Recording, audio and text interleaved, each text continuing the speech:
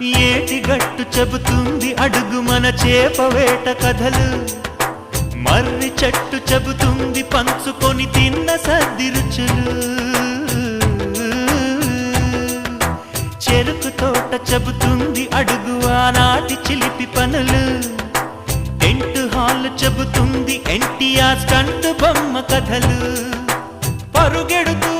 పడిపోతూ ఆ నూతుల్లో ఈత కొడుతూ ఎన్నేళ్ళో గడిచాయి ఆ గురుతులనే విడిచాయి. వయసంత మరచి కేరింతలాడే ఆ తీపి జ్ఞాపకాలు కలకాలం మనతోటే వెన్నంటే ఉంటాయి, మనలాగే అవి కూడా విడిపోలేన